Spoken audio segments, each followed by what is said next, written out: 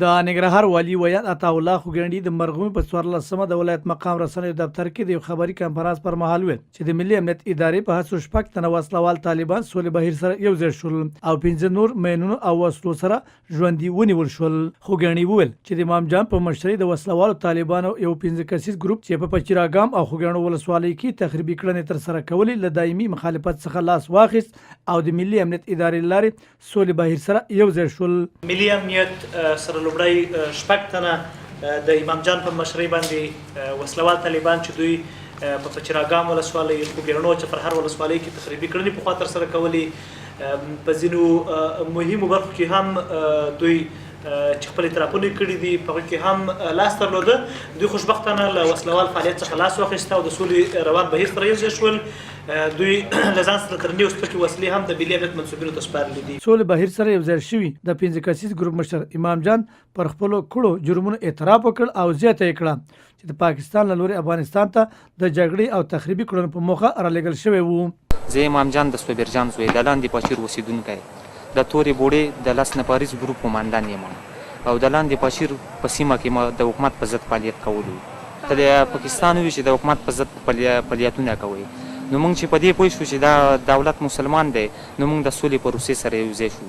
نو موږ چې پولچاکونه مو ویرانول او نور ویرانی مکول د ملي امنیت په واسطه د سولې پروسې سره یو ځای شو. نوموړي ویل چې د ملي امنیت ادارې د رودات ولسوالۍ غازي امان الله خان په سیمه کې 3 تنه وسلوال طالبان بریالی شریف الله او خالد د شپږو حلقو مینونو 2 میله بېغږه تپانچو او یو شمېر نورو توکو سره نیولي چې غوښتلې یاد مینونه جلال آباد ښار ته د تخریبي کړنو په موخه ولېږدوي. زه د محمد جلال خان زوی چپره ولسوالۍ اوسېدونکی ما دغه تمانچې او بمونه د امان الله خان ښارګوټي نه راوړه چپرهار ته او چپرهار نه مې ښار ته راوړه. ښار کې مې خالد ته تسلیمول د هغې نه مخکې چې تسلیم شي دا مونږ ونیول شول. د دغه راز ویل چې 2 تنه نور وسلوال طالبان محمد جلال او الیاس احمد په داسې حال کې د بټي کوټ ولسوالۍ کې نیول شوي چې له خلکو یې د عشر او زکات په نوم پیسې راټولولې او د وسلوالو طالبانو لیک کې به یې پرې پیاوړې کولې. همداراز ملي امنیت منصوبینو په بټي کوټ ولسوالۍ کې هغه وسلوال طالب چې محمد جلال نومیږي چې د عشر او زکات په نوم پیسې راټولولې او له دغه لارې څخه په د ننګرهار په ګڼ شمېر ولسوالیو کې وسلوال طالبان تقویه کول او له امله تخریبي کړنې ترسره کولې. هغه ژوندی نیولې. د سره یو بل ملګری الیاس محمد هم چې د هم په تخریبي کړنو کې فعالیت درلوده دا دواړه ژوندي نیول شوي دي. نیول شوو کسانو په خپلو جرمونو اعتراف کړی دی او په امنیتي اداره کې ترې نورې څېړنې روانې دي. 1990 کال د طالبانو ته جذبول شوی ما بیا هغې د کونړ ولایت نورګل ولسوالۍ هلته معرفي کړم ورته.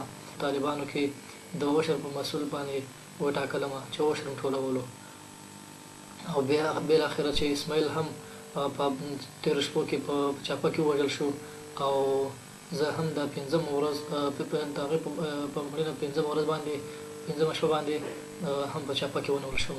د پلان جوړ کوي ویلی شي د پنډولاب چړې په سر باندې یو پوسته په دې باندې جنګ پلان لرو.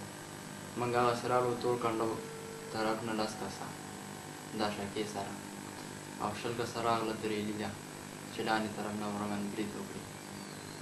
بس چې جنګ اوله سر موږ شروع کړو نو بس چې جنګ شروع شو هغوی په برید وکړو نو بس هسې هغوی چې دغه محلي پولیس چې پوه شو بس دې کسانو باندې ډزې وکړي چې ډزې وکړي.